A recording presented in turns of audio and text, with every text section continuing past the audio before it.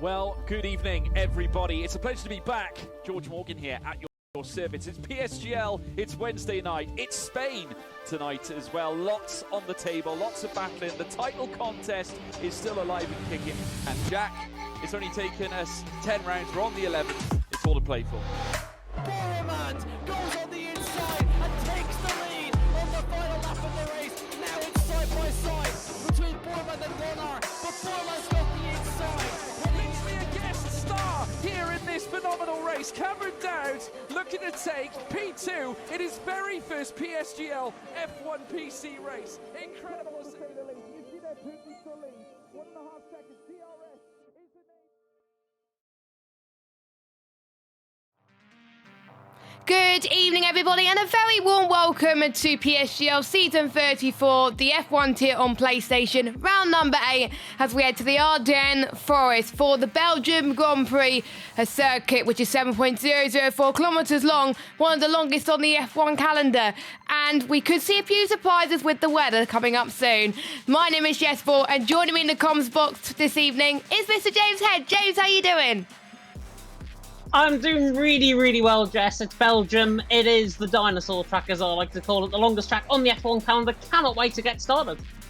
Yeah, I'm looking forward to get started as well. I had a big history as well. 1921, it was built. It used to be 12 kilometres. It used to go through some street parts of the circuit as well, which we'll go through a little bit later on as well. It was 9 miles. It featured the town of Normandy as well. You could actually race it in Project Cars 2, believe it or not, but not many people have the game anymore. But yeah, quite iconic features. We'll go through that in just a little bit later on. But James, last week's race, we saw Ryan take his first win of the season, and he kept that win. Markados did not appeal his 5-second penalty. He didn't, and it wasn't even reported, that 5-second penalty from Barcados, which I think is a real shame because he was pretty much borderline in terms of speeding into the pit lane. So it's a shame, but he still leads the championship regardless, of course, coming into tonight. To bring up the speed with the stewards' report before we go through the standings, only one 5-second penalty given. That was for Jeroen because of a contact collision with Lukakart, and this was because of causing a collision. Jeroen failed to leave sufficient room to OP Lukakart, who was on the inside at turn 17.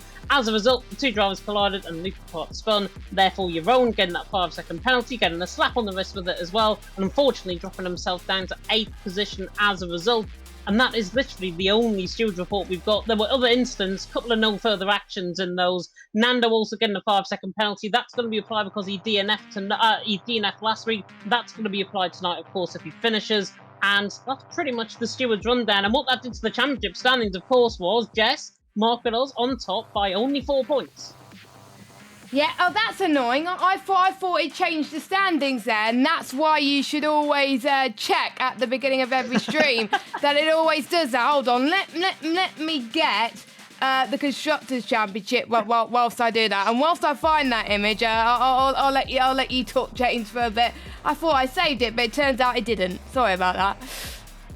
It's totally fine. It's totally fine. Yeah, Constructor standings. We haven't actually had a look into the Constructor standings so far this season. Look at how close it is, though, between the top 4 teams. Mercedes leading on 59 points. Ferrari second on 54. AlphaTauri third on 52. Alpine and fourth on 51.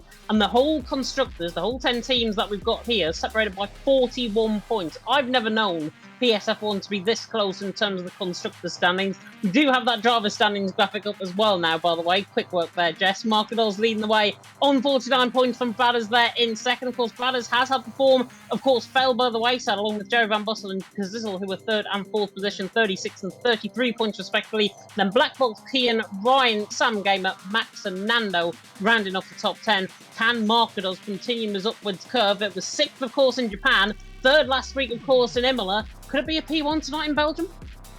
We've always seen surprises in Belgium in terms of maiden victories or people getting multiple victories in PSF1, of course. I've seen Will Murdoch win so many times when I've been commentating, to be fair. But last time we were here in Belgium was season 32. We saw Rowan won from Legend and Shazoo Brock. So none of these guys are racing in PSF1 tonight, but that was the last race we were in season 32 at least. 2 of them are on PC, Legend on PCF2 as well at the moment. But yeah, that was the last one.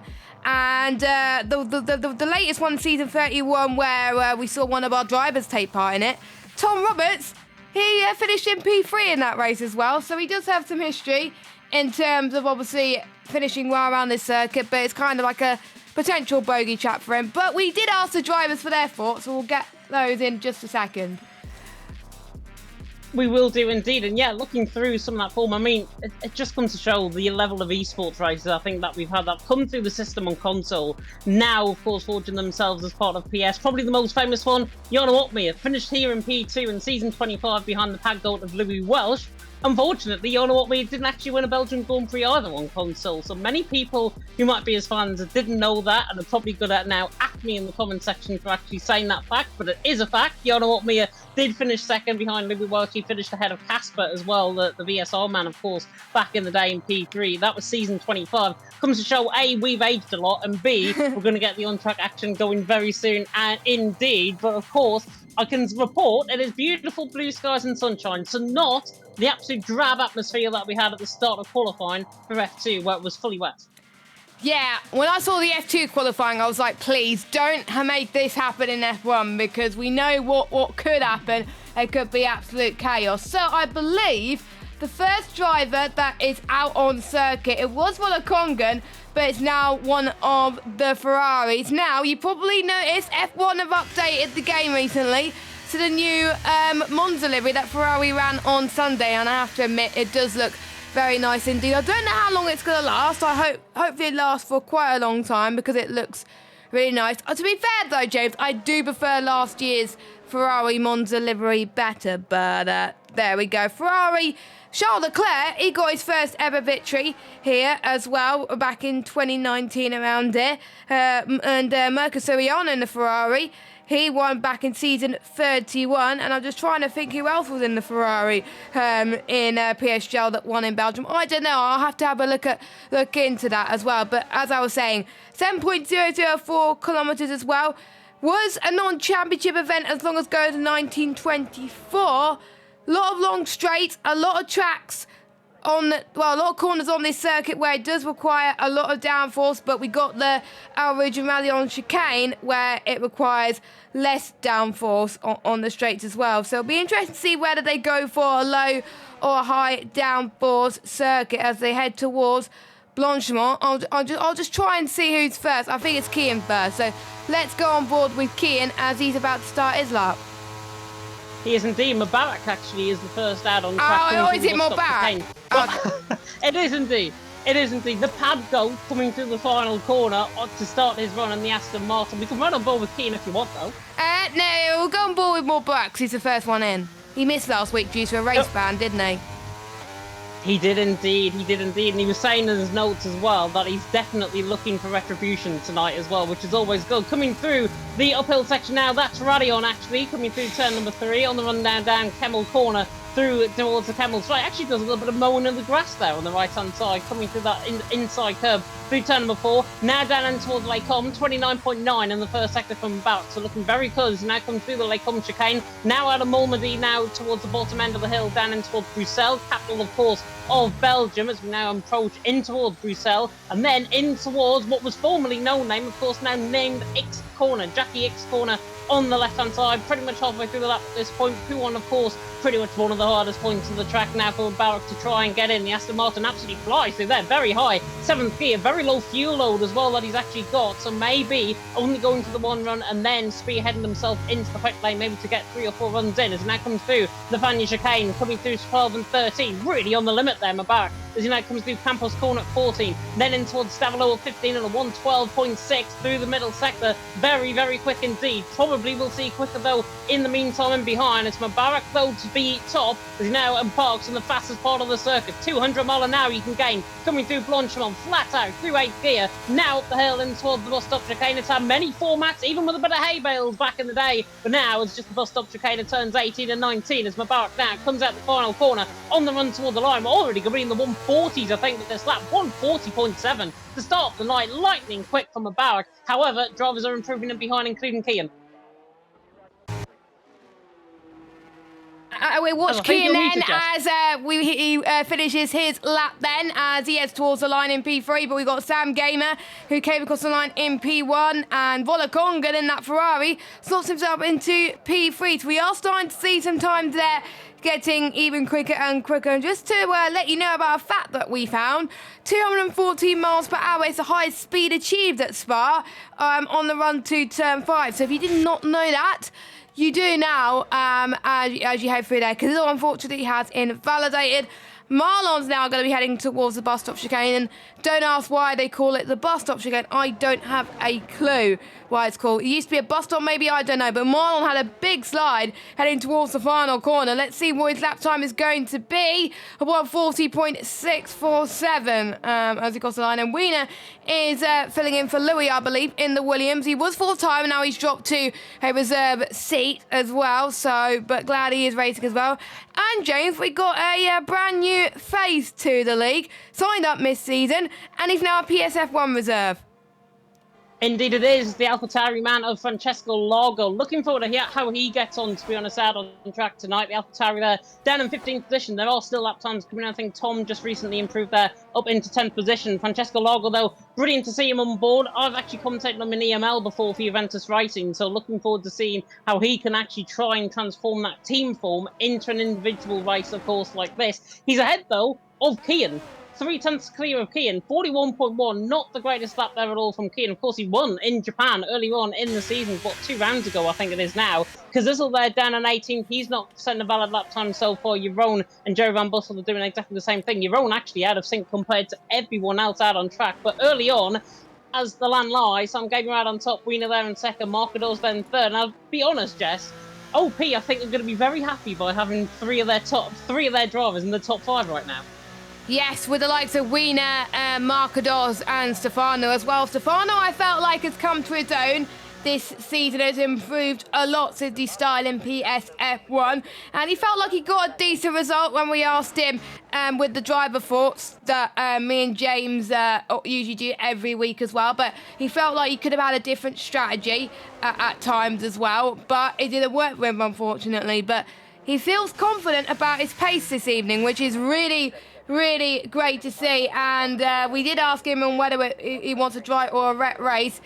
He's fast in both conditions, so he doesn't care, which is fair enough. But I think a lot of other people would want it dry currently as well. And his main goals for the remainder of the season: finish the next few races in a good position and secure his seat for next season. I think that's what most people near the bottom are going to potentially be doing. It's not about the championship for them, it's about, right, you've only got a few more rounds of the season. It's going to be ending at the end of September, as confirmed by Connor himself.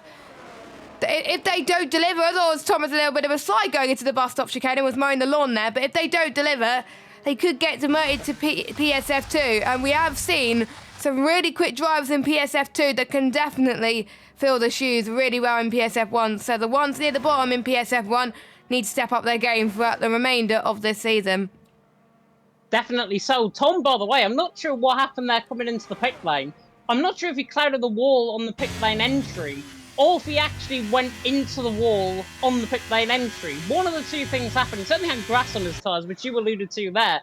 But unfortunately, he's there down at the back of the field and completely out of sync now if he's got front wing damage compared to everyone else. He's there in P10. What, 500's clear of Radadal. He's 200's behind Mubarak currently at this time. I'm on board with Jeroen, by the way. He's out of sync compared to everyone else out on track. He's now coming to the left-hander of P1. He was saying he hopes to drive as much as possible, and dry is more fun for him. Let's see if he can now back his comments up with a good performance here in qualifying, as the FER man now comes through the left-hander of Campos chicane, and then in towards, the Fania chicane, then into the right-hander of Campos, and then curve Paul Frere, 112.9, nowhere near what we've seen with Sam Gamer and OP Wiener towards the top end of the field. So Jeroen will be very much scraping as Yossi picks up a 5-second penalty for illegal blocking. It's a very much a difficult track to pick up an illegal blocking penalty at, so no doubt there will be a restart, of course, as we go forward. As Jerome now comes in toward the bus stop chicane in the Alfa Romeo, completely out of sync, as remember, to everyone else out on track. He should be around the 141s, I think, with this lap time, maybe even slower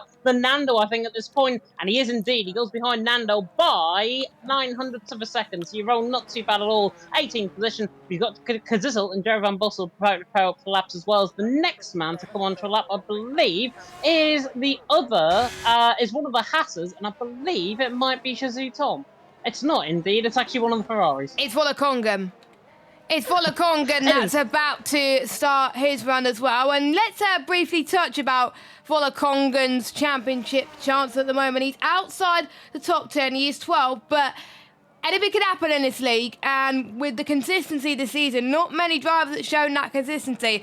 And all it takes for Volakongan, he gets maybe 1 or 2 great results for the next few races. He could be up there. He could still be in the championship fight. So it's not over for Volakongan. He's had quite a few wins last season as well. Looking to secure a win this season is Volakongan as he makes his way up towards Eau Rouge currently. And usually the one who likes to go for the bold strategy, either pitting early for the undercut or staying out for as long as he possibly can. Usually he likes to stay as long as he possibly can sometimes and be like the tyre whisperer like Alexander Albon usually does as well. And remember what Albon did in Monza yesterday? Well, that put him in good stead, and guess what? He finished, I think it was P7, I believe, in that race. If you didn't watch the race, I do apologise. I probably gave you some spoilers there as well, as he makes his way through Brussels and past the X corner. I'm used to calling it No Name, James, so I'm still going to call it No Name. That's totally fine. Curveball Freya's another one, of course, that has got a different name in Stavolo, which is actually the old given name around this track as well. Fania Chicane is just something that I think, made up coming through this part of the chicane. It is a well-known chicane, though. Pretty much, and the Fania Chicane course, pretty much like Monaco, I believe. 112.6 though from Volakongan in that middle sector. Other drivers now on second laps as well. Sam Gamer's coming through the middle sector down and towards Puon. But Volakongan there, currently in 12th position, looking to try and better his time for 140.793. Now, look at how many times we're on a 140.7 as a bike goes past my house for some reason. Sorry if you heard that, as Volakongan comes into the final couple of corners, slides actually coming through the bus stop chicane, and Volakongan I don't think is actually going to improve on this lap. No, lost the time coming out of the bus stop chicane to stay 12th. And we got Kian, that improves to P1. This is more like the Kian that we know and love, like we saw in Japan as well. So great for him. As I think we can see one of the Red Bulls coming across the line as well to start his run, and that is Max, but he didn't improve either. He stays in 8th position. Next across the line will be one of the Aston Martins. Nope, it's not. It's more Borak, and he goes into the pits. But let's watch his teammate Nando. Only in 17th currently. I've got to admit he is struggling a bit around this track, but let's see if he can prove us wrong. No, he stays in the 141s, which is a bit of a shame for Nando, but you never know, he can prove us wrong and maybe could be doing a little bit of sandbagging currently as well. Tom has invalidated his run, so he's not able to improve. Yossi goes in at the pit lane. Let's see what Stefano could do. We got the AlphaTauri, I believe, of Francesco right behind him as well. So here comes Stefano, one of the most improved drivers of the season. Could it be on course to get his first win in PSF1? We'll have to wait and see. Up the line he goes. 140.9. It puts him into P10, which I have to say, pretty solid. Only 4 tenths slower than Kian in P1. Yeah, Markador's just jumping up to P3 there as well on the Mercedes, so actually splitting the Williams pair there for second and fourth. Kian though out on top, Sam Gamer second, Markador's in third. Lelabel apparently saying in the chat that Nando has had absolutely no practice. Dirk saying Nando's had no practice. He said that in his notes himself. And Lelabel saying Kian's been feeling under the weather and he hasn't practiced either. Well, I'll put it this way.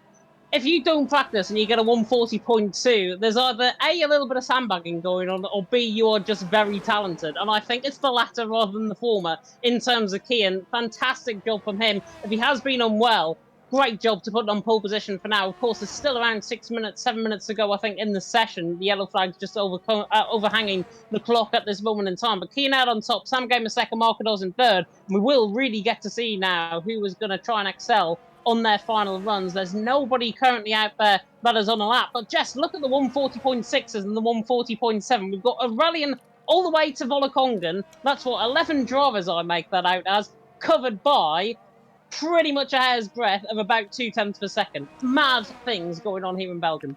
And that's what it takes for the drivers to become good in PSF1. They practice, practice, practice to get quicker and quicker. And some drivers even have their own sessions as well. They help each other, a lot of them, because it is a PS at the end of the day. They may not be wanting to go to esports straight away, but if they want to get into esports, they'll be looking to move to PC anytime soon. So maybe the last few seasons of them on PS is just them about having fun and racing with their friends, as Jay Van Bussel goes into the pit lane, and I think Markados is going to do exactly the same thing. Now, we are headed towards the end of the qualifying. It's time for your predictions in the chat. Who do you think is going to be pole position for today's Belgium Grand Prix? You can let us know by going in the chat. We can have a look at it, of course, as well. I'm trying to remember who got pole last time in PSF1. It might have been actually the same driver that actually won. It might have been Rowan. Markados. Oh, it was Markados that got pole last time in Belgium. Okay, and I can't remember where he finished, actually. I think I was debating on, this could be his first win in PSF1, but it never happened, and I was jinxing him and all that. And yeah, but now he's had loads of wins to his name now, and he's definitely settling in to this tier as well. Alex G saying Marlon for pole position. Stefano saying go your own. Luca Ratta says, I think Wiener's got it today. We don't have to say, James, in fourth place. I was not expecting him to be up there, considering he's only reserve. A really big surprise, but a good one. Yeah, very good one. He's really excelled himself, I think, when it comes to F1 23. He's done a fantastic job in other team events that outplayed racing, so there's no surprise to see out there him up there in fourth position. I'm going to throw another name into the ring, though. The man sitting in second position. You know how special he's been so far this season. Sam Gamer. He's one of the first to go on for a lap. I think he's going to be third to set up a lap, if I'm not mistaken. But I think with only a very limited improvement to find, if Kian messes up his final lap and Sam Gamer's right there, he only needs to find 700th of a second and then he's on pole position. So I think personally, Sam Gamer for pole position, and if anybody wants to come at me in the comment section and say that's not going to be correct by the end, I'll pay you. But I will not pay you because it is, I'll pay you with a GT Omega product. How about that? Yes, nice segue, James. You can get 5% off all GT Mega products by using the code PSGL at checkout. You can use the link in the description, or you can go on to the command and type !GT Omega. We're seeing in these lovely chairs. We are sponsored by them. We have so for a few seasons now, so make sure you check those products out. Absolutely amazing, and you're probably going to get used to a lot of plugs later on in the session, as something has just happened, James, and what is it? Mubarak is invalidated coming out of turn number 1. So, unfortunately, he was the first man to set up on a lap. Volokongan's clean through turn 1 safely at La Source. Mubarak ran wide coming out of turn number 1. So unfortunate. Other drivers picking up a 5-second penalty. Ignore that whatsoever. Ignore also that coming through the Discord notification that we got coming through. Somebody joined our voice box. Key in the lad on top. Sam Gamer in second. Markados in third. These 5-second illegal blocking penalties. There will be a restart, of course, at the end, as Mubarak invalid, but Volokongan 600 up through the first sector and flying. Yeah, Volokongan is flying. He's currently sitting in P15 at the moment. He's got to nail that middle sector, the technical part of the circuit, to really stand a chance of getting on to near the front of the field. The time at the moment to beat is a 140.2. The checker flag has fallen so far, and Volokongan will be the first one to have valid lap who will be crossing the line first. He's past Campus, heading towards 001 and 2, and then going towards Launch 1, which is going to be one of the fastest corners of the track. Very fast left-hander, lot of courage through here. Take it flat, minimal lifting, staying as close to the inside as you possibly can. And we have seen crashes around it, but we've seen people have side-by-side action through here as well. As we can see more people set some good lap times, as Jay Van Bussel can't improve. He is in P8, Mubarak only in 13th, but let's see what Volokongan could do. He goes up to the line, 140.6, and P10 it is for him. And James, I'll let you carry on the rest of qualifying. Sam Gamer coming through the final couple of corners is 600s up, so he's doing enough to get pole position at this stage. Will the Canadian do it on the run toward the line? No, he can't. He loses time through the bus stop chicane. It's only 1500s off, and in the end, I'm going to be made to look like an absolute ghost in the chat. Keen out on top, but he invalidated as well. Markados is up 112.3, 6,000's down in that middle sector, but overall he's up in terms of his time. Wiener not improving, Rydal not improving, many invalidations coming in as well. We see Bradders there going third position as well. Stefano on the run to the line as well in the Mercedes. He's coming in toward the bus stop chicane, but Markados now the one to watch. He's there in fourth position. Is he going to try and better key? Needs to find a 10th and a half from an absolute miracle. Comes toward the line, does Markados. Last week's pole sitter doesn't improve in the end. He does improve, 1800ths of a second. Doesn't improve his position. Max on the run toward the line as well. He's 27 seconds down. He's got absolutely no chance. He's invalidated his lap early on as well. But it's Kian out on top. Sam Gamer in second. Brad is there in third. And Kian hangs on. Even though he didn't improve on his lap time, he hangs on. And put it this way, if he's got an illness and he's been suffering from flu or COVID or anything like that, fair play to getting pole position here tonight in the most difficult of circumstances. Well, to be fair, there was one race where I was going to race, but unfortunately I had COVID and I was like, no, I'm not going to race here today. But Kian is just showing that you can potentially race with an illness and do it well. So fair play to Kian, by the way. And yeah, it'll be interesting to see how he does in the main race as well. He's had 2 wins in F6, 2 wins in F4, no wins in F1 for the last few seasons, but he's got some wins here this season and is looking to get another victory here today. He got one in Japan, of course. But let's run through your order then.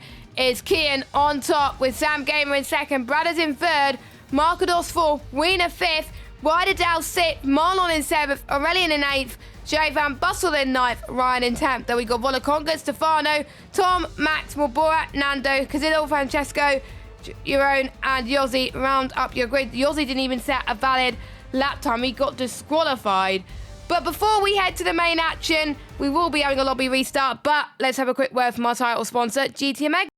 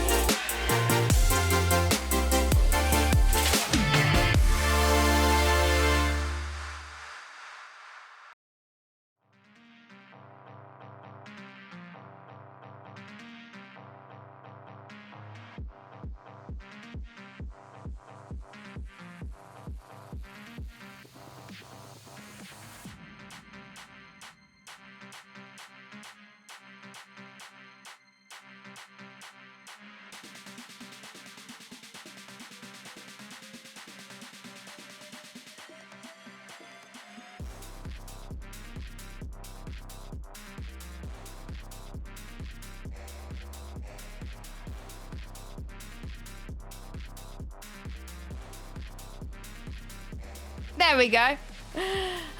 So many things have gone wrong again today, as you were saying.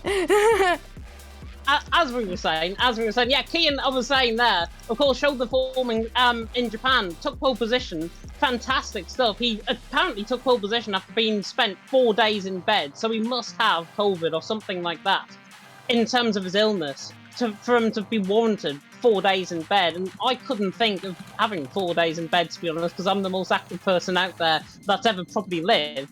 But Kian really showing, I think, how it can and will be done, and indeed how he can really thrive. Of course, he's got Sam Gamer and Bradders in behind him. Sam Gamer, we know quite a lot about. He's already won this season. Bradders has done the same. He's had 2 wins this season as well. So we've actually got the majority of the race winners this season. Plus Markados there in P4. He's also a race winner this season. All race winners pretty much this season within the top 4. That is now setting the tone for what is to come in Belgium. Yes, I think we've had multiple race winners, which shows that, to be honest, it's been a close grid. It's been a lot more competitive than the last few seasons, not gonna lie. It's got to a point where we actually don't know who's gonna win. the championship. The last few seasons we were like, oh, this person's going to win the championship hands down and blah, blah, blah, like the likes of Max, even though it got taken to the final round, but due to foreseen circumstances, it pretty much got crowned in lap 1, which was quite interesting, to say the least. Hopefully that doesn't happen again, but I could safely say this is going to be going all the way down to the finale in, well, we don't know what track it's going to be, actually, still, which is going to be very exciting. Still yet to be announced. The final few races on the calendar is going to be ending at the end of September, of course, as well. I think same as the PCF1 guys, they're going to be ending the end of September as well. It's time to get your thoughts in chat. You said your thoughts for pole position. Now it's time to get your thoughts on who you think is going to be winning this race. I'm going to put my thoughts on Markados going to be winning this race. I think he has the right pace to actually get past likes of Kian and stuff like that. But other drivers and other people in the chat may beg to differ. James, what do you think? I was going to say Markados as well, to be honest, before you actually stole the pick of me. And yeah, I honestly think I'll agree with you. Markados, I think, probably better in terms of race pace going forward. See how he progresses, of course, going forward as well. Of course, we have got that restart. We're just waiting for the new lobby, I think, to be set up right now. Kian out on top, of course, from Sam Game in second. Bradders there in third. I think it's going to be Markados, Bradders. And then for a real rogue one, come at me in the comment section for this. Aurelien, there in P8. The Frenchman delivered, of course, last week on the podium in Imola. His form has been coming very much so towards the end. Sam Gamer, Kian saying, has got no top speed, which will be my concern, I think, in terms of his top speed and in terms of his setup. And Aurelien there, he's had the real knack, I think, and the real knack to really put in the performances this season. Of course, he's an F1 Pro Exhibition driver in the past as well, so he's got that experience. He knows how to really get tough with these guys, and Aurelien, I think, might be on the podium as well tonight. Yeah, that is not a bad shout, believe it or not, as well. And I'm sure other people may beg to differ on that one as well. As Yamal Markados say Markados there. Well, I'm not really that surprised, to be honest. Alex the G saying, where's my GT Omega product, James? 5% off. Yeah, 5% off. There you go, lovely chairs. We can actually point at them now because we're actually live on broadcast. There we go. So make sure you do check that out.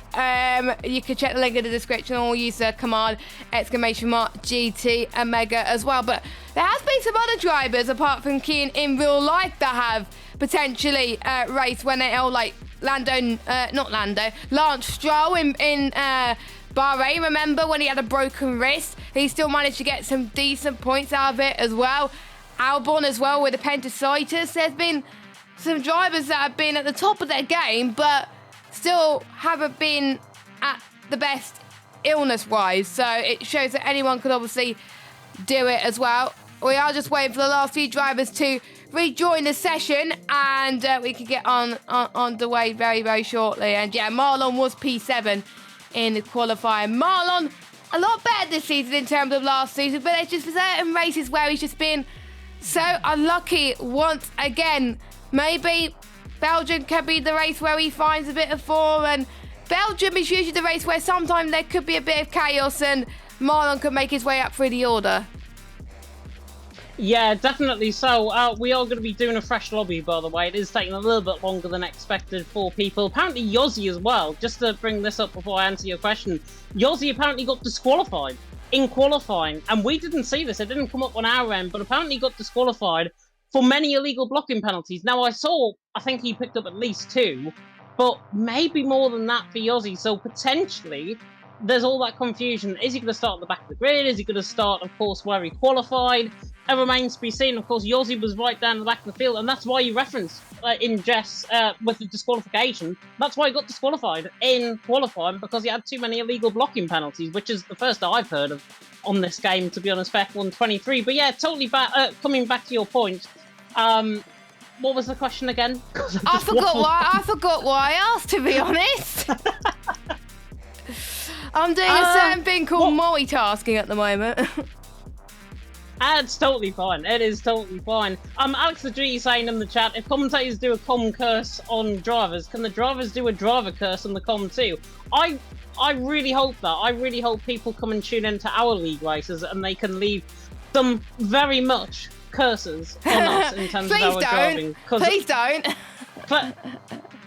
Please do for me. I need it. I'm like P4 in the championship right now. I really do need the curses to come my way because I've got Spain tomorrow, and I hate it. You've got Spain tomorrow. Yes. Yeah, you've got Spain tomorrow. I had Miller at the weekend. Luckily, it's a break week for League of Europe this week, so it's not too bad. Other leagues are available. #PSGL. Yes, on Saturday League is what I'll go with. Saturday League. It's like the non-league equivalent of Formula 1 racing, I think, on a Saturday night. But yeah, back to some of the racing as well. Skyline asking what was pole position, a 40.2 was pole position. And indeed, in terms of qualifying, Kian set that. Only 1500s clear of Sam Gamer. Bradders there was 300s down on the back of Sam Gamer as well. So the top three were covered by 500ths of a second. So it was so close in qualifying, even so close further down the field, because I spied Ryan and Volakongan set the same lap time in qualifying as well for 10th and 11th. I did not see that as well. I was just so concentrated on Kian getting pole position amazingly that I didn't see the same lap times there as well. When was the last time we saw that? But for pole position, 1997 in real life. But we are trying to get some PSGL stats in there as well, so I'm going to be doing some research as to which races in PSF1 have had poles set by exactly the same lap time or something like that. Any ties or whatever. That'd be quite cool as well. I'm going to be literally getting stats galore for the next few weeks just to be sure I'm ready for next season.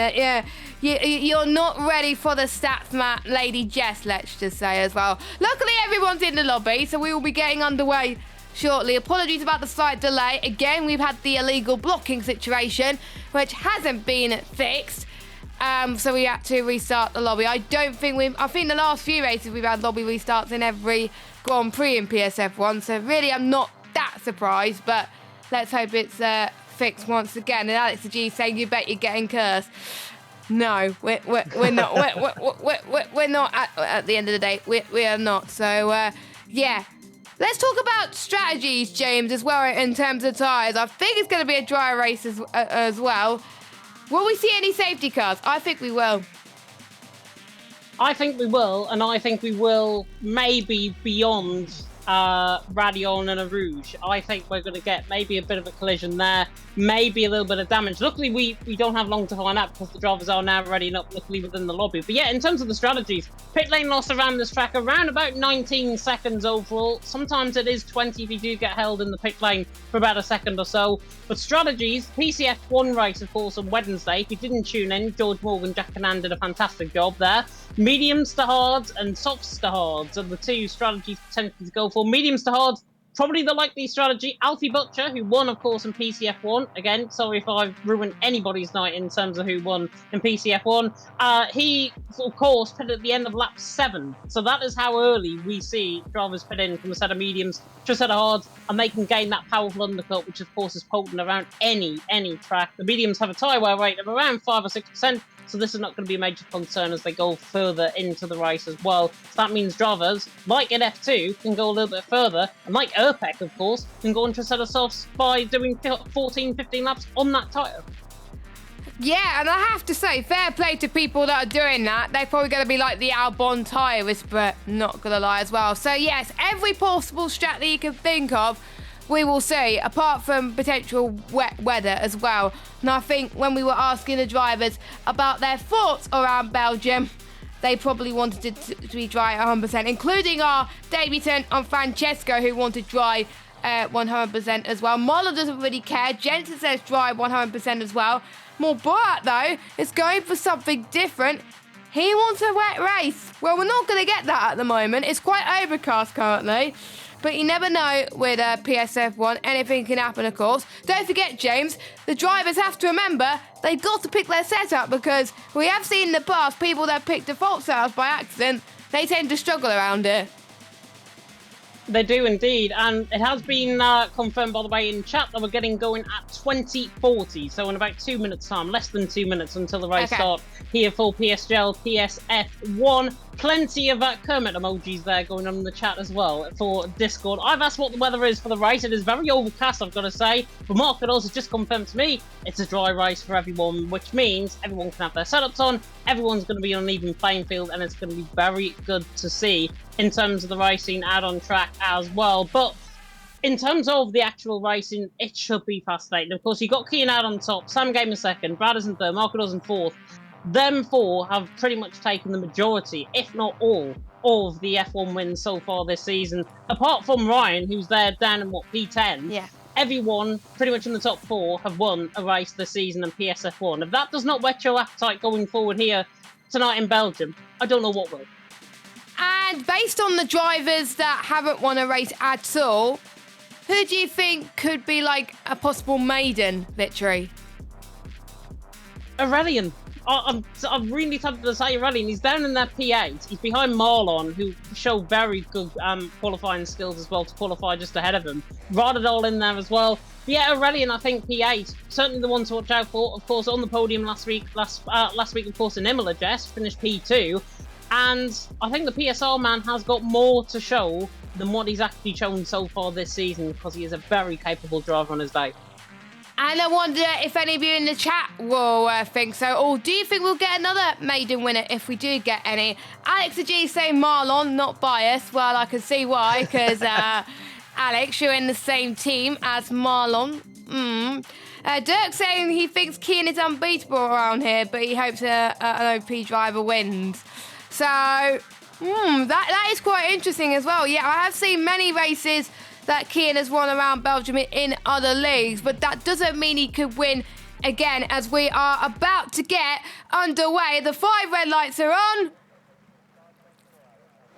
And we are go, go, go here in Belgium. Kian gets a good start. They make it towards last source. So does the Alpine, but Sam Gamer trying to go around the outside and towards turn 1. Can he make it stick? I don't know. They all make it clean so far. One driver going off the circuit, but Sam Gamer leads. Heading towards Rouge and Radion as well. Ryderdale's got a good start. Rena's dropped down into 6th place. Not what he wants, but Kian tries to fight back on the inside of the Keble Straight. But look at Margados. He's fighting back as well. He's going to be 4-5 wide, heading towards Lecom then. It's going to be very, very tricky indeed. Sam Gamer just beholds the lead. Margados had a bit of a squirm, heading towards the exit of that as well. Bradders almost lost a few positions there, but the top 2, James, are running away with it. They are, and there's contact in the wall. Yaron hard into the wall, coming out of Malmedy. That's going to be a VSC at least deployed. It is indeed. It's a VSC deployed out on track. Saw that in the background, just went spearing off on the outside curb. No contact, I don't think, involved in that. Sam Gamer and Kian, though, yeah, pulled away. VSC now brings that to an end. But I tell you what, Brothers, Marcados and Ryderdal, you must have some cojones to try and go 3 wide in towards Lecom. It was fantastic stuff. Of course, Brothers on that set of hards, Marcados on the set of mediums. Ryderdal was the one trying to get the move, and he was on the set of softs. And Marcados, I was on board with him coming out of Rouge and Radion. And at the top of the hill, he just had this absolute, like, he got shot out of a cannon to try and come at Brothers. He made a tiny bit of contact, which really dimmed the momentum that he had. But Marcados there in 4th, Ryderdal in 5th, we remain pretty much as we are. But goodness me, what a start that was, as we're still in the VSE.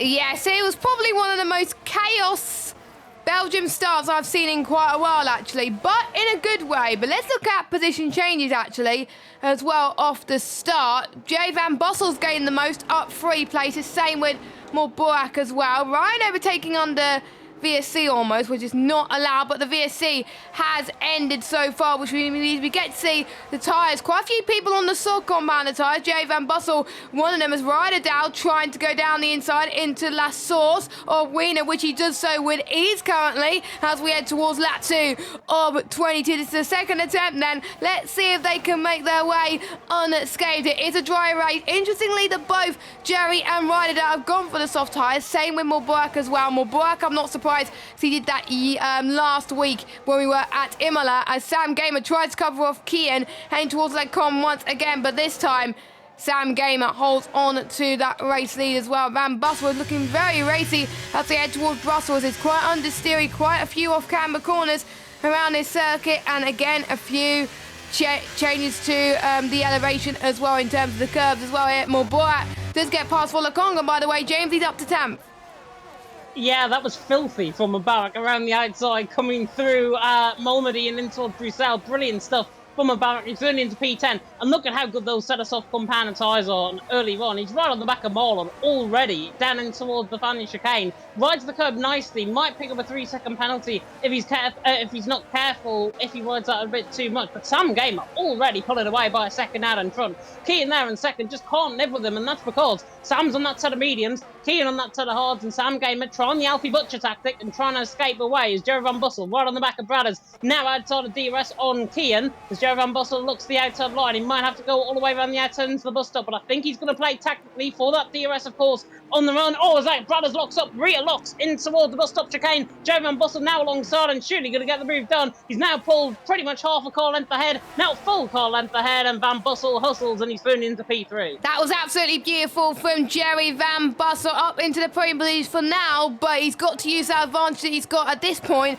before the crossover point to close in on the Keane and Sam. Otherwise, he's going to be in huge trouble currently as well, and I'm sure Ryder Dow will be looking at the same position as well. DRS is activated, so we can start to see really great moves being made from some of the drivers. Let's see what Markados could do on the back of Bradders. Oh, Bradders closed the door on Markados there as well. Same with Markados on Ryder Dow currently. No one is making any huge gains currently as well. They're all in that big DRS chain, and it'll be interesting to see how much ERS they burn just by being stuck around this train. As we can see, Stefano right on the back of Olakongan. Stefano is also struggling for straight line speed as well. He's only in 13th spot. I think there's a few other drivers not doing very well either. By the way, Yossi is up into 16th place after starting last, so he's doing a great job there. Don't forget, time penalties and grid penalties were removed. That's why obviously we restarted the lobby as well. Interestingly, that when Sam goes onto the hard tyres and when Keane goes onto the mediums, I wonder if Sam's going to have the problem that he will have later on in the race, where his lack of straight line speed may cost him. Yeah, lack of straight line speed might cost him, but if he can get the gap out, so I would say, 1.5, maybe even 2 seconds at a push, he should be right there. If Keane sticks with him, though, I don't think Sam Gamer's got a chance, personally, later on in the race, because that set of medium compound tyres are going to come so much online.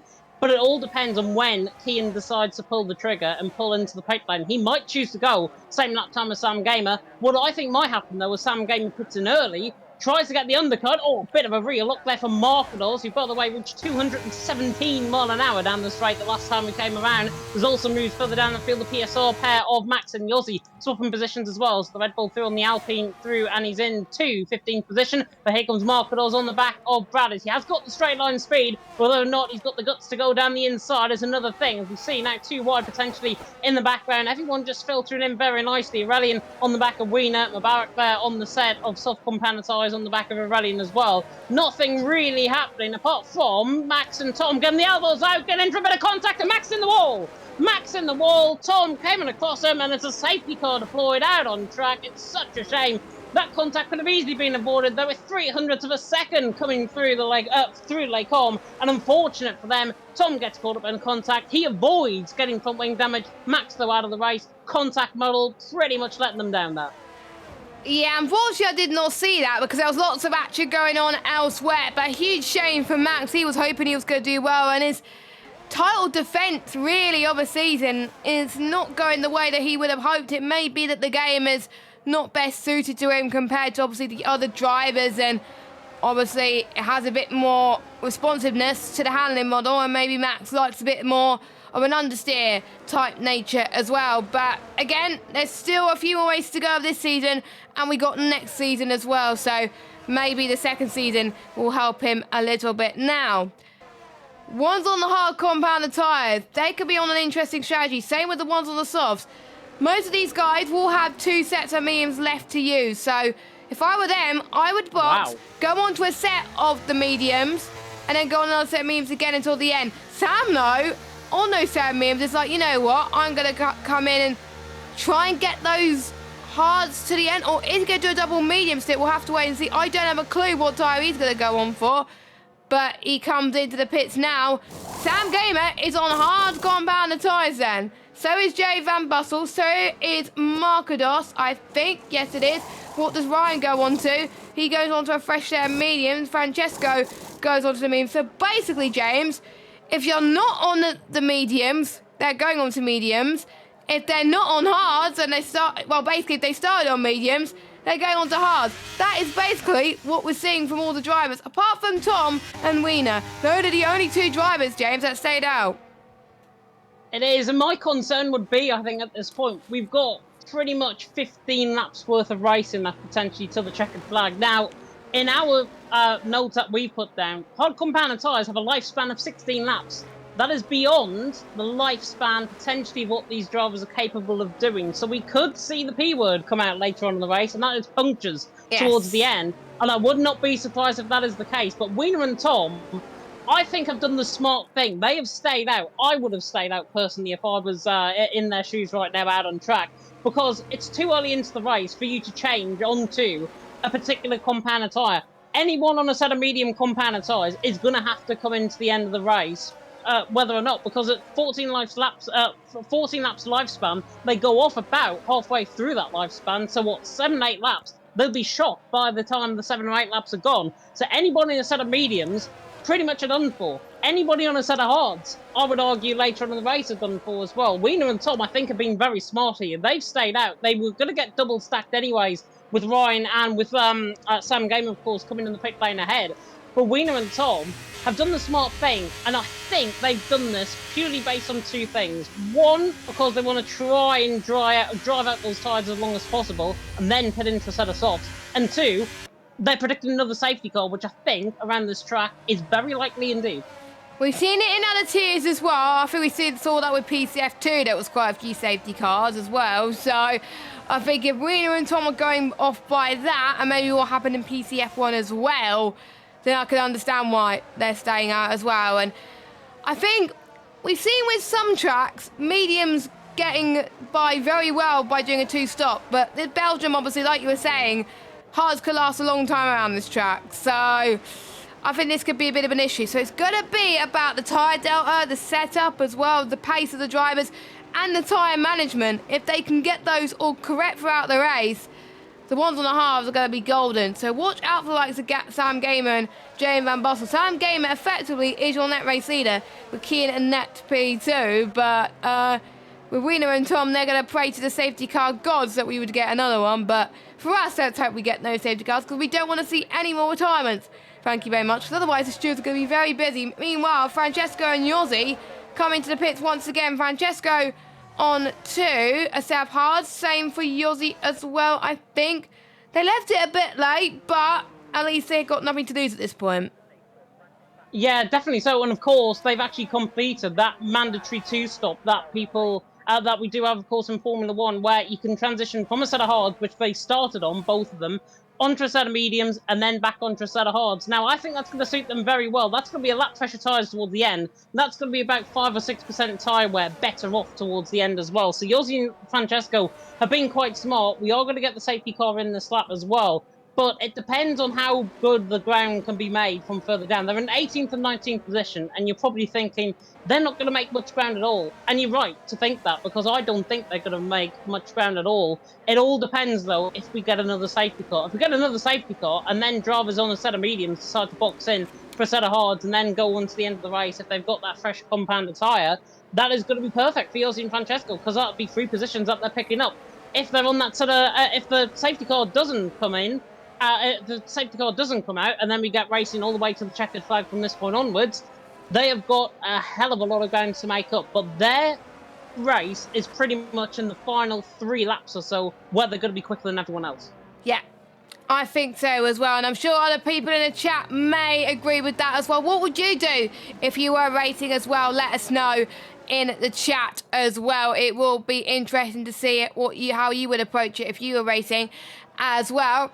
Of course, we do have a few more rounds of the season still to go. We've got Jeddah next week, and we've got Mexico the following week as well. Safety car, by the way, is in this lap. So let's watch Wiener then, as he's going to be controlling the safety car restart for the very first time. He hasn't raced against these drivers for a while, so it's going to be, I think, in a much difficult situation for him because he's not used to it. But if he nails it, it's really going to help him for the rest of the race as he heads towards past Blanchimont, heading towards the bus stop chicane where it requires good traction, heavy braking. You have to brake late as well, and that's why you got to pretty much get your restart to a T. You don't want to go now because otherwise you're going to be giving your drivers a tow. You're going to leave it at the latest opportunity currently, and that's what Rena's going to be doing. Is he going to go? Is he going to go? He is going. He's go, go, go. That is perfect from Rena. Everyone else was caught off guard there as Tom, under pressure from Rena's teammate of the night, Sam Gamer, through into last source as well, almost being pushed off the circuit, but Sam Gamer down into third, but he's going to try and get P2 as well. We've got Jay Van Bosso, who wants a piece of the pudding as well, in towards our road. You don't want to be going side by side through there, but we've seen some very brave moves in the past. Most people are going to try and get the move, heading towards the Kemmel Straight. Rena, 8/10 of a gap between himself and Tom. That is just what he needed. But wow, this is great. Oh, almost a bit of contact from Sam Gamer and Tom. Luckily, they keep it on the road. That was so close. That could have been disaster, and that could have been another safety car. Tom was praying for one, Kian, and he's going to hope that he doesn't cause one. Kian trying to go around the outside into X corner. He's not getting past Tom. Tom is pretty much being an outbound in terms of strategy into the inside of Puon. Can Kian make it stick? Oh, yes he can.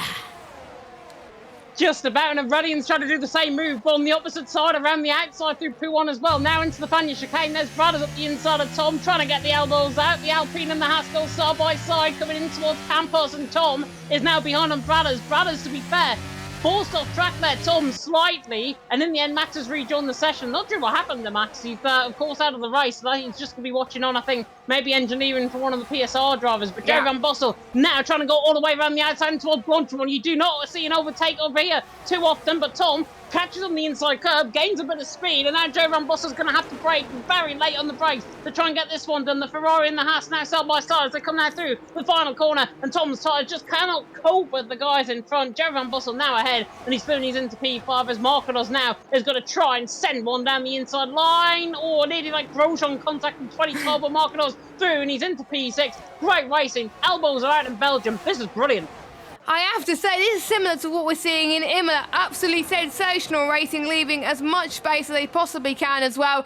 Different strategies. We like the different strategies in play. But Kian gets past Sam Gamer. That was a crucial move that he was looking for on the fresher tyres. And we did say, James, that if Sam was on the harder tyre compared to Kian, he would struggle in terms of straight line speed. Well, proof is in the pudding right there. Kian has got past him, and he's in the lead of this race, well, the net race lead. Currently at the moment, Wiener doing a great job as Aurelian gets past Tom.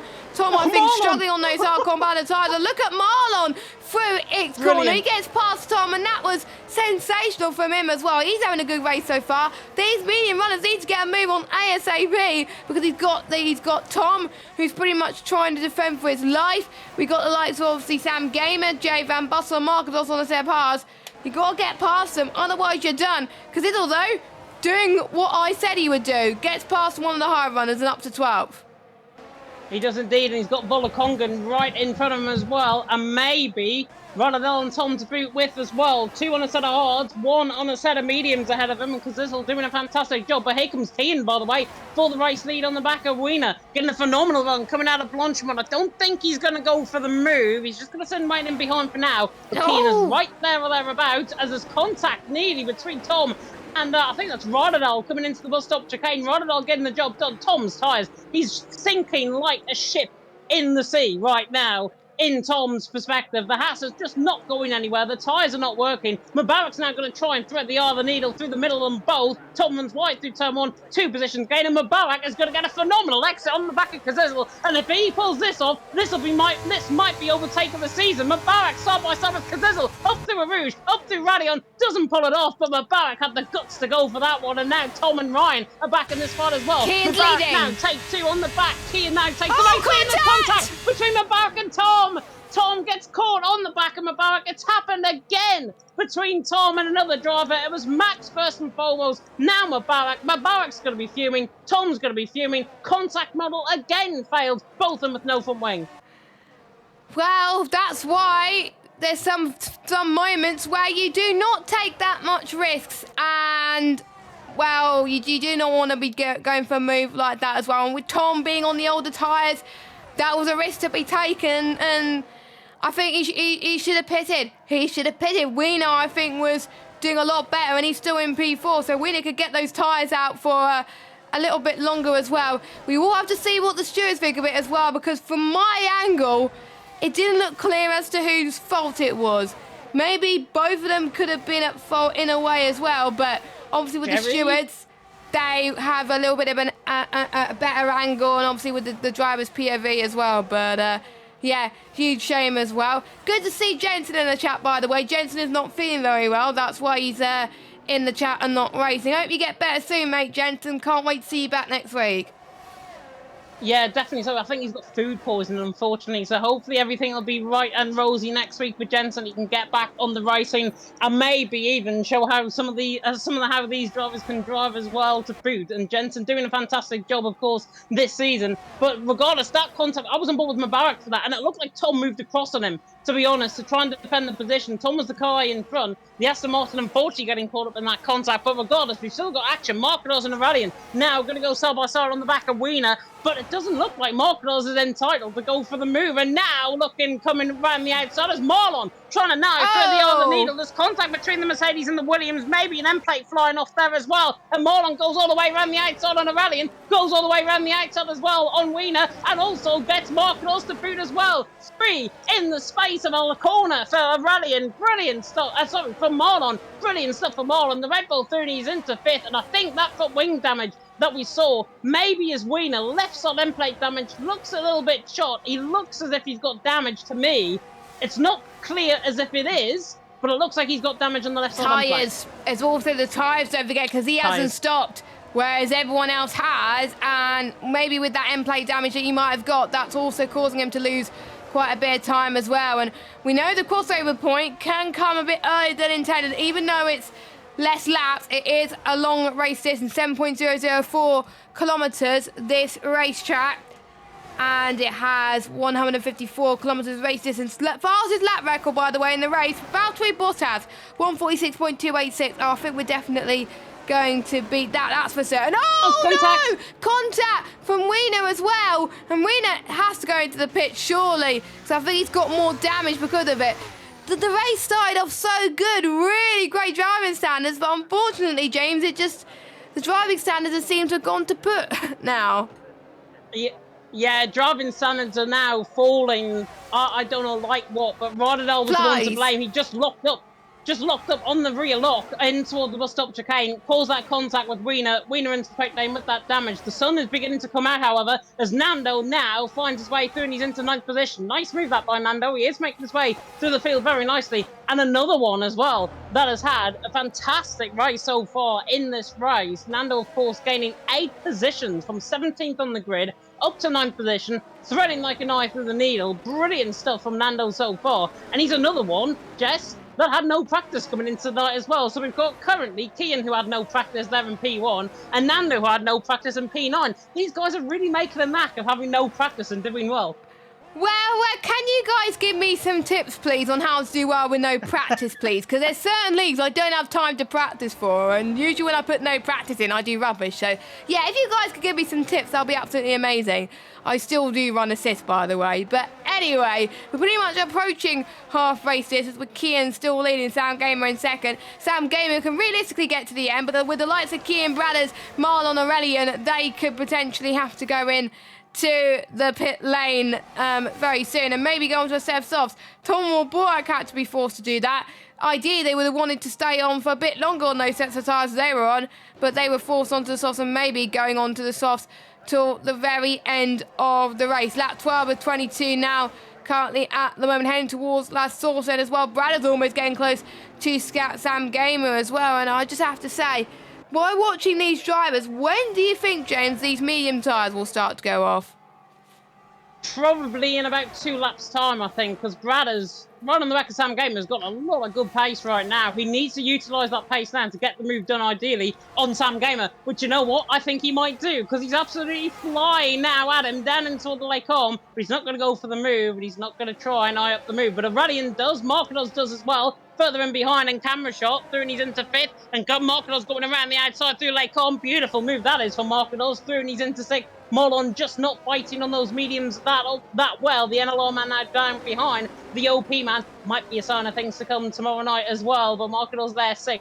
Molon there in 7th. And the mediums, yeah, I think are beginning to go off for some people. Molon, I think his tyres are going off. Volakongan, I think his tyres are going off. Maybe the same with Ryan. But further up the field, apart from what maybe Bradders and Kian, everyone else's mediums are beginning to go off, but the man that I said, and I predicted for podium position here, is into 5th position. Aurelian now beginning to charge. He's got clear air in front of him. Jerry Van Bussel ahead's going to help him as well along, and the Frenchman all of a sudden getting into this.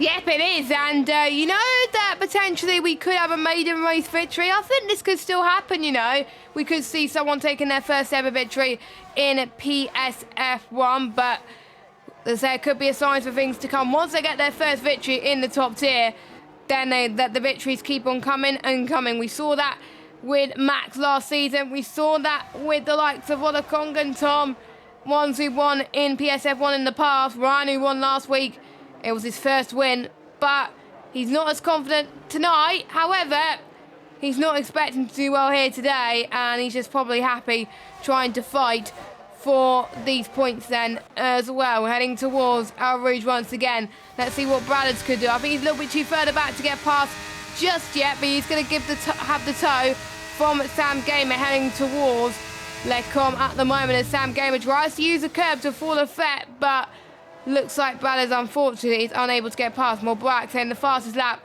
of this race so far by quite some margin, actually, already beating the race lap record from Valtteri Bottas. That's even faster than my quali time around Belgium, and that's quite embarrassing, not gonna lie. But yeah, I think it's now safely time to have a look at Sam Gamer's pace now. If Sam Gamer can close in even more, we know those memes are gonna die.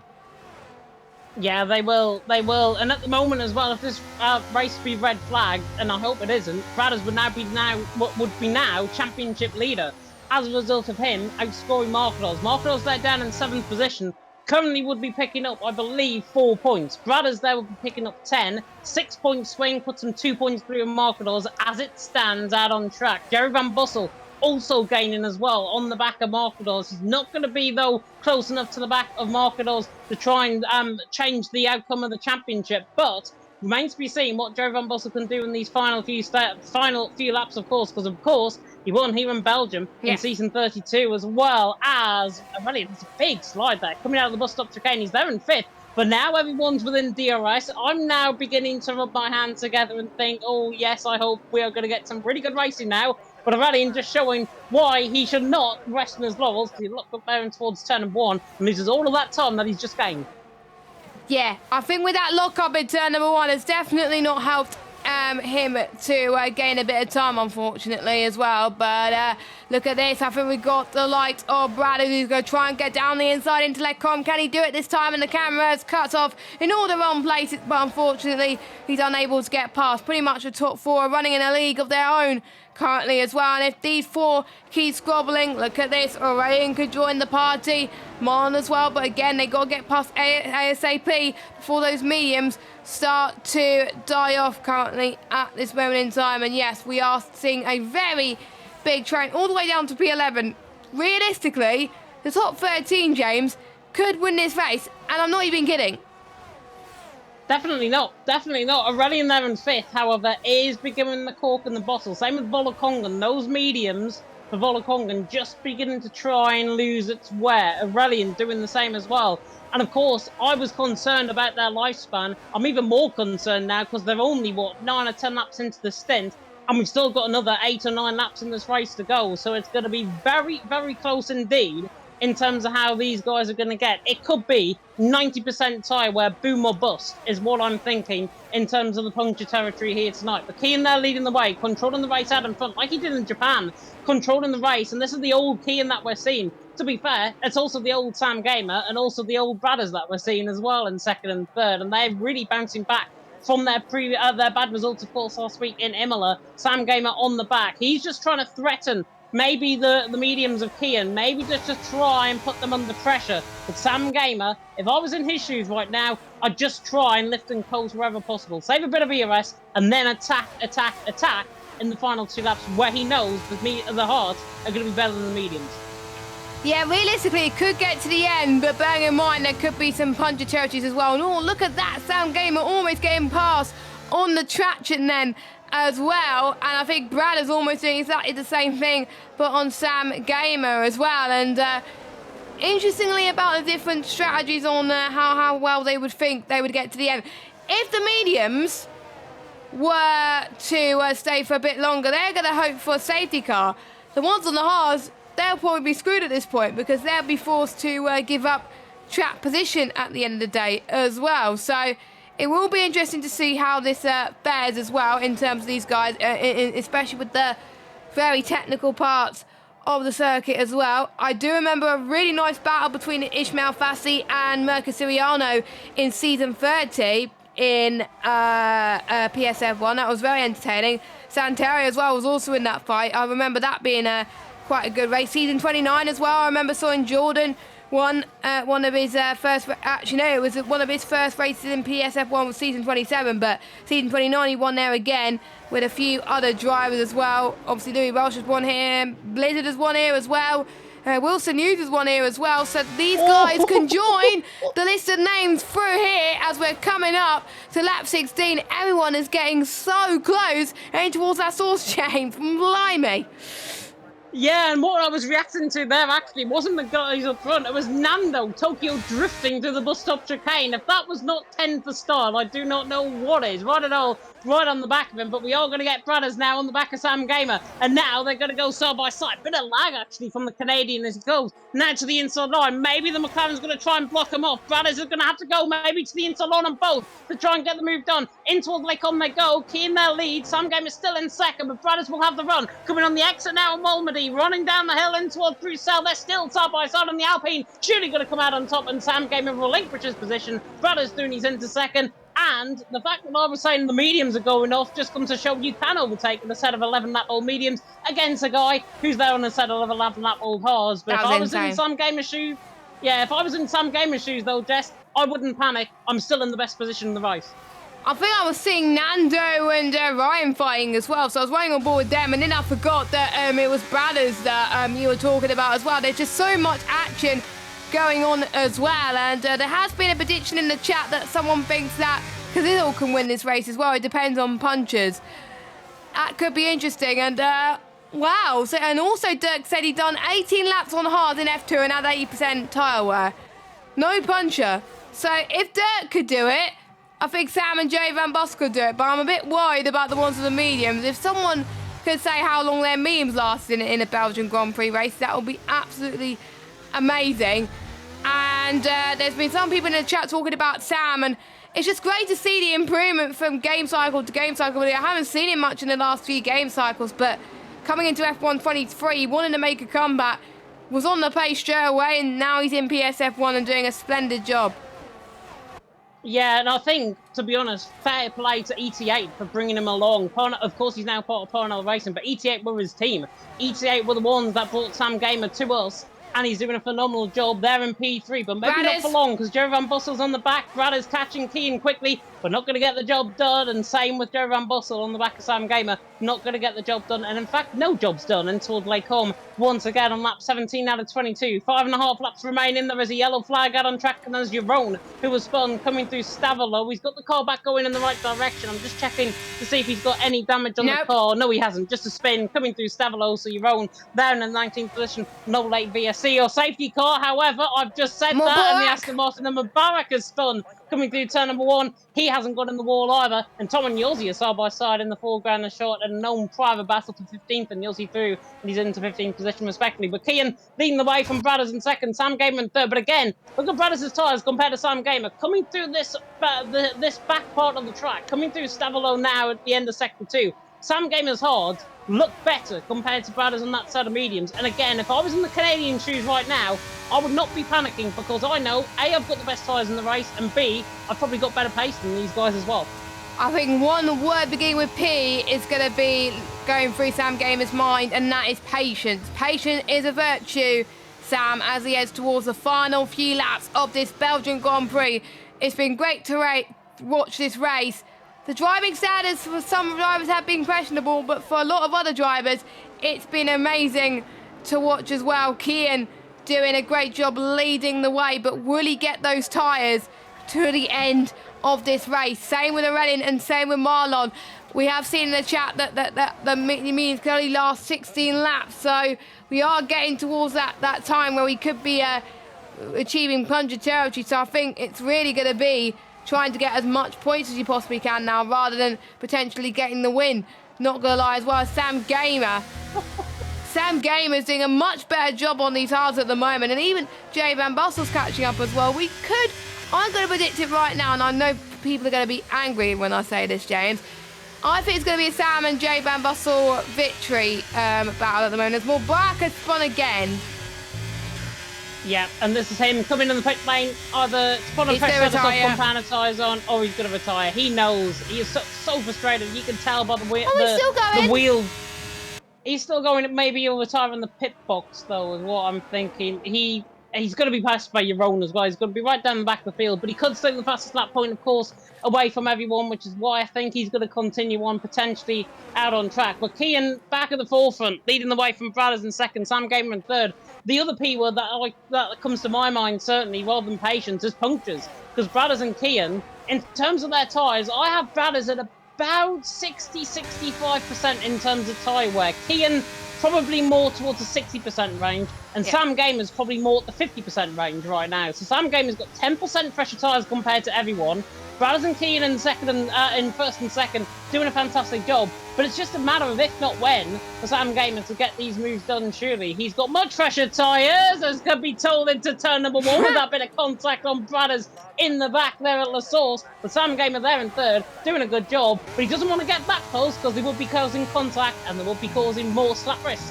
It's getting very tense, isn't it, between the top three? We don't know who's going to make it at the moment, and you can see that Sam really wants to go for it as well. He is not waiting around much longer, but look at that. Brad is trying to close the door, heading towards that com. It's getting closer and closer. We do not know who's going to win. Let us know in chat. Who do you think's going to win? Will the mediums push on to the end, or will the hards remain supreme?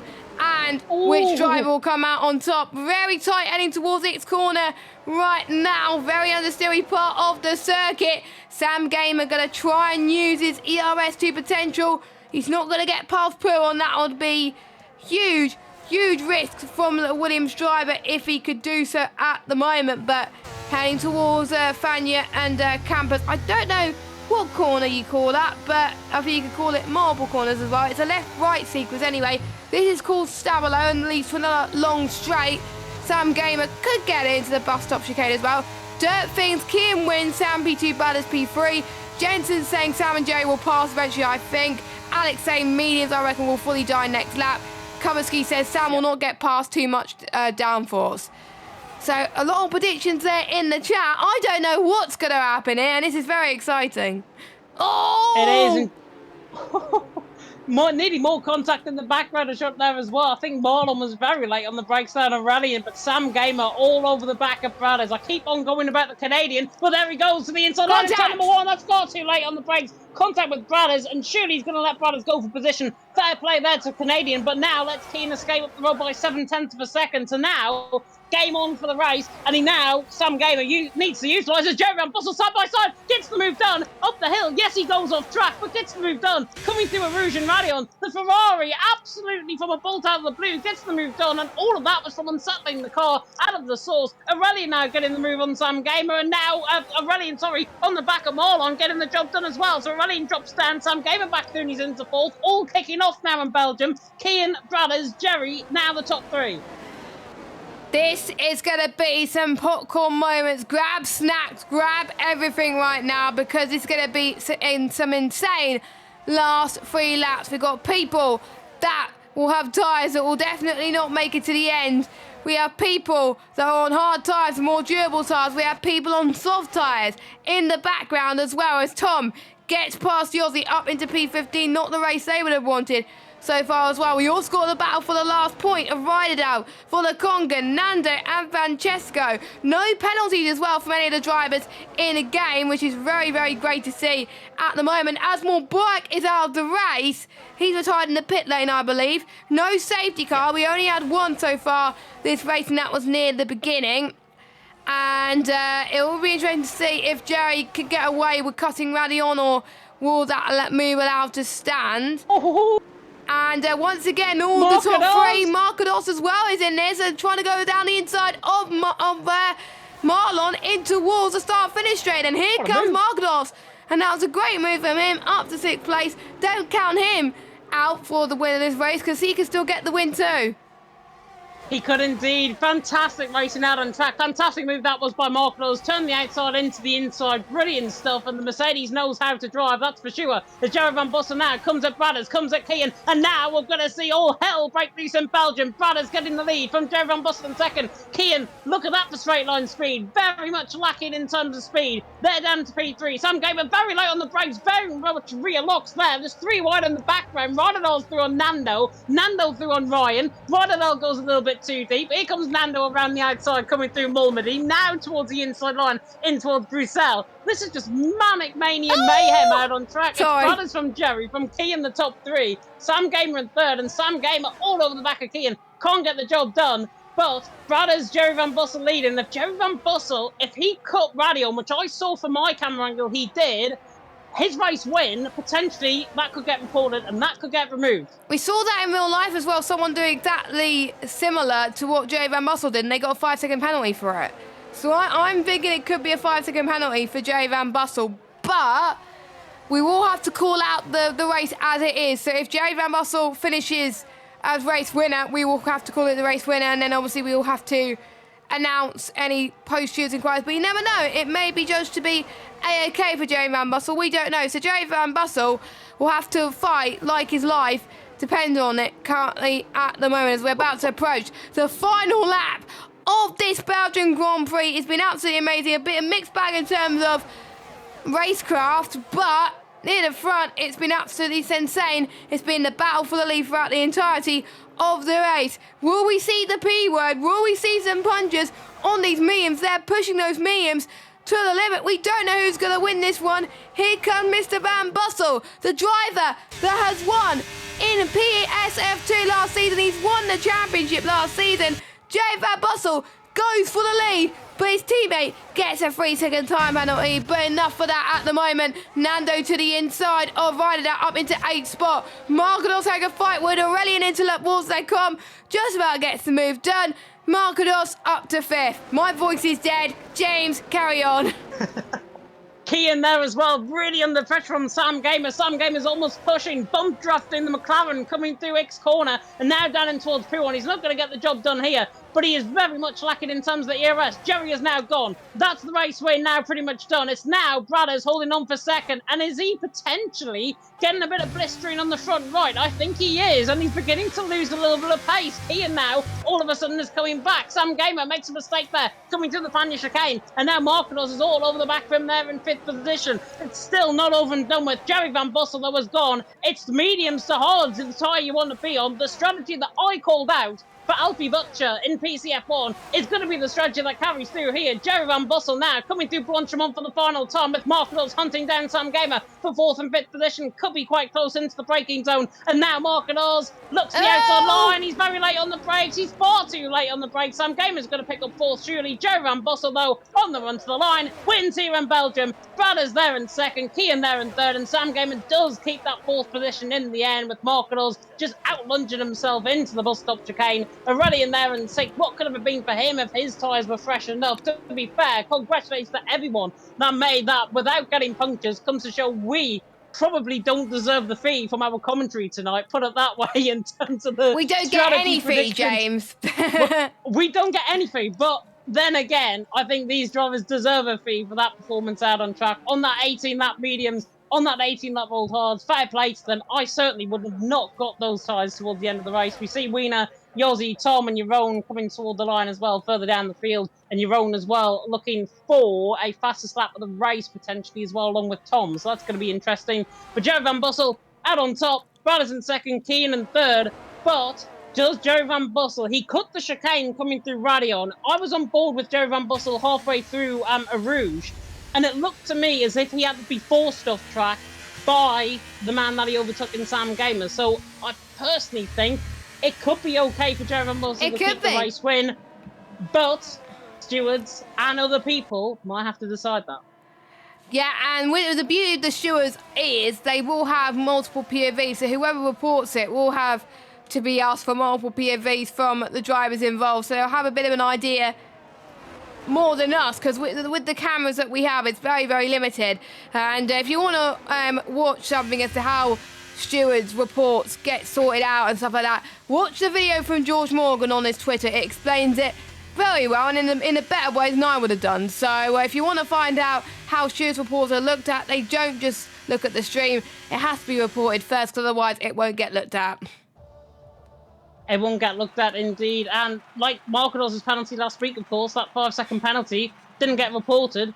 His race win that he had out on track, in the end taken away because that 5-second penalty that he got picked up. And of course, Ryan took the race win last week. But here in the now and then, fantastic win, of course, from the man of Jerry Van Bussel out on track. The Dutchman leading home, by the way, a PSR 1-2-3, which just comes to show their dominance here tonight in Belgium, that's for sure. But Jerry Van Bussel takes the race win. His last race win, by the way, was last season, season 33 in F2.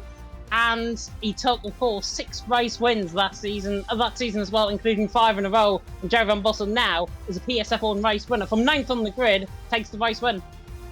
Yep, indeed. And I believe, I'm just trying to think, it was Austria, Bahrain, Azerbaijan, China and Mexico where he won in NF2 last season. I don't see a Belgium in there. Oh, he got P2 in Belgium in season 32 when he was in F2. I didn't know he was in F2 in season 32. Shows the progression that Jerry Van Bussel has got on this game. But let's run through your order then. We got Van Bussel from Brothers, Kian, Sam Gamer, Markados already, and Marlon Riderdow, Nando and Ryan, your top 10. Then we got Stefano Francesco, great race for him on his debut. Then we got Vodacon, Kaziza, Wiener, Yossi, Tom, Jeroen, and we got 2 retirements on more Borak and Max. And obviously Max caused that safety car at the pretty much beginning of the race, which pretty much changed all the strategies. It did change all the strategies. It changed the complexion of the race as well, because at the lap 4, lap 5, when the safety car came out, I was very worried in terms of how the drivers were going to get to the end of the race in terms of their tyre wear. In the end, you should not be worried. These guys are professionals. They're better than us, certainly. That's why we're in the commentary box, because I don't think we could have made the end of the race on those tyres for sure.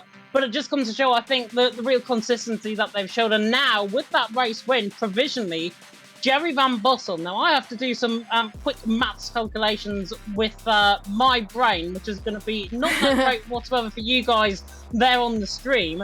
But I am going to try and calculate the current order of the standings. Brothers, I think, will lead the championship. It is roughly, I'm trying to pick this up, I think it is a 6-point swing from Brothers to Markadors. From Markadors to Brothers. So Brothers will be 2 points clear at the championship. But Jerry Van Bussel, with that win, if he keeps that race win, will be on 52 points. And therefore, S34, I think, will be third position, just a couple of points behind the race winner of tonight of Jerry Van Bussel won the race tonight, but of course of the championship leader, the new championship leader in Bradders. Oh, so that championship is really hotting up then, and if you want to find out how this championship is going to fare, we got Jeddah next week, and Jeddah never disappoints. It doesn't, and you can tell I'm already looking forward to Jeddah. The racing around there, normally insane, normally chaotic, normally really good as well. So hopefully with the F1 guys, again putting on a real good show tonight in Belgium, hopefully they show more of the same as we come to Jeddah. I have asked the guys, by the way, if they do want top 3 interviews. It is very, very hot, by the way, here in the commentary box. Certainly where I live, certainly where Jess lives as well. I think we'll be going to shorts weather tomorrow, potentially. I'm wearing a dress tomorrow. Respectfully.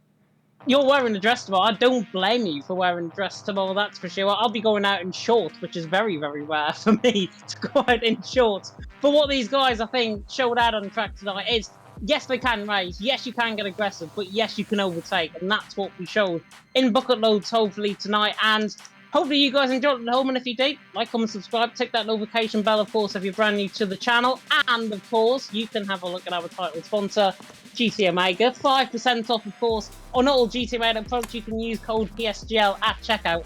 5% off. You saved me a job there, James. Thank you very much. Because I was going to say all that. So, yeah, thank you very much, James. Anyone waiting in the waiting room, or are they deserting us? Jerry Van Bussel has said he'll be there soon. I think they're just having a big old debrief, potentially. I have a feeling Mies has been engineering the 3 of them, so they are going to be joining us. They're going to be joining us in the next couple of minutes, I think. Oh, perfect. That is great to see as well. But any standout drivers, apart from obviously our top few drivers that potentially delivered?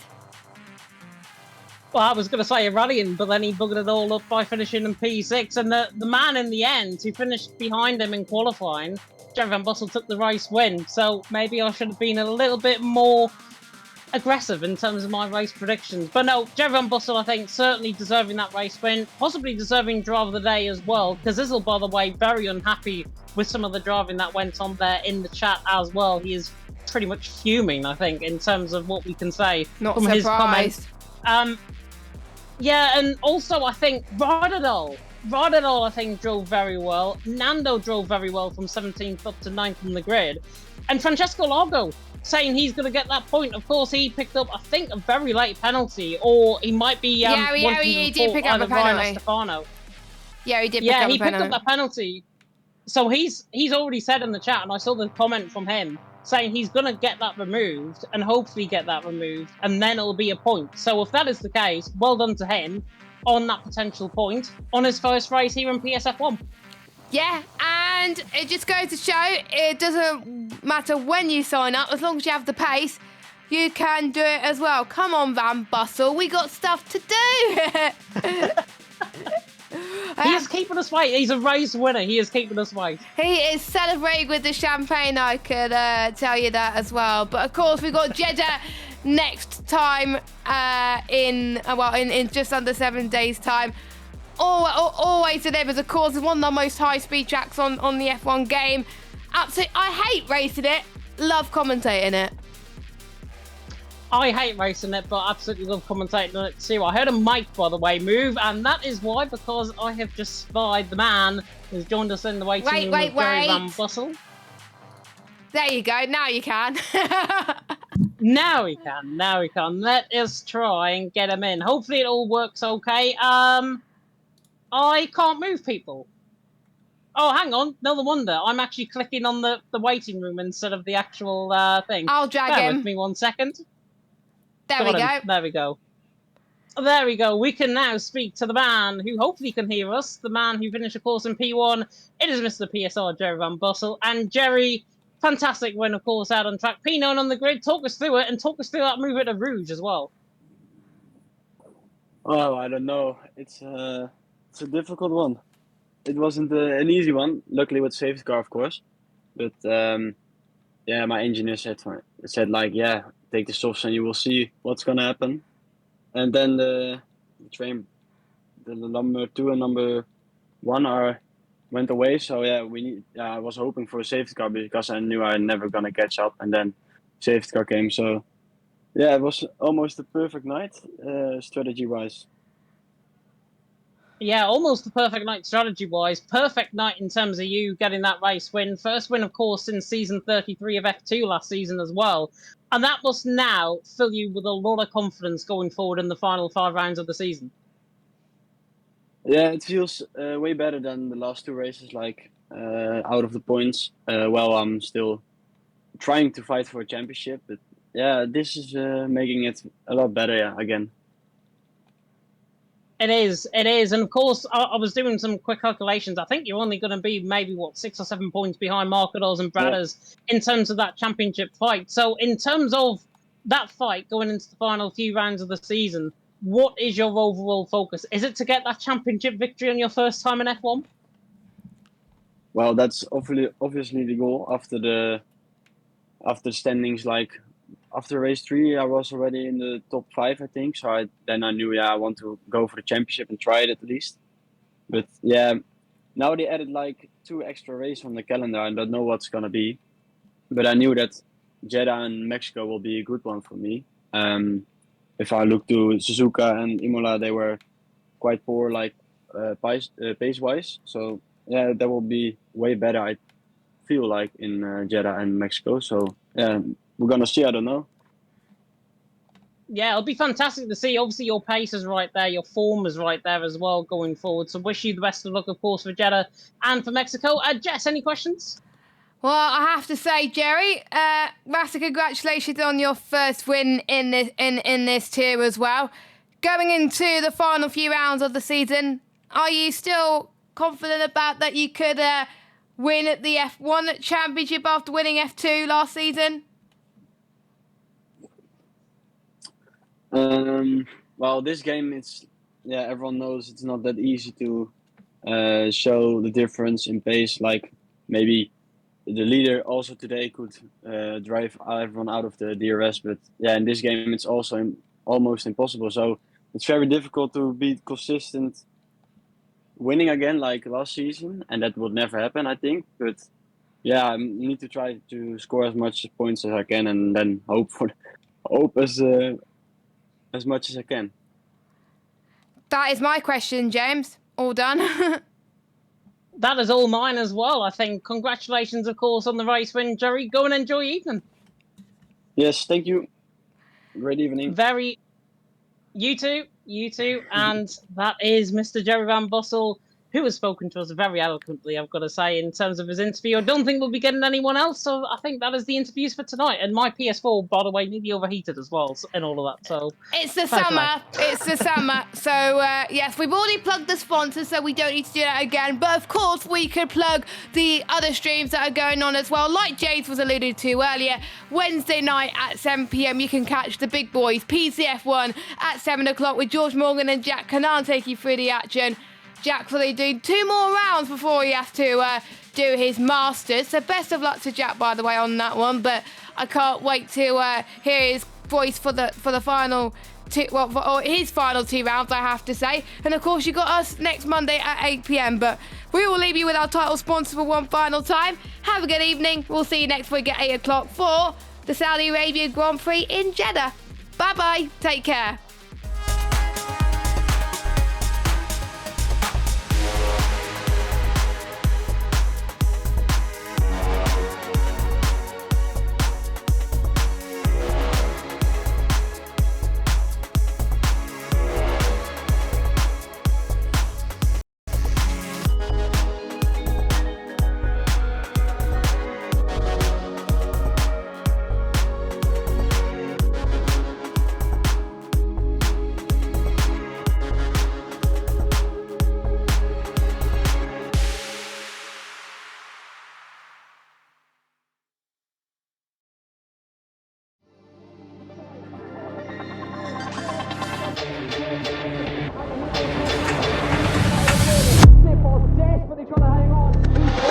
He's got the inside, all here is through, on the left-hand side, hooks the apex, gets on the power nicely, and that is job done. Jarno up here now, to the last couple of corners now, his finest drive, his greatest drive, and he's done it at the Circuit of the Americas. He returns to the top step of the podium. Once again, the GOAT is back. Jan Opmeer wins the US Grand Prix in a stunning Grand Prix.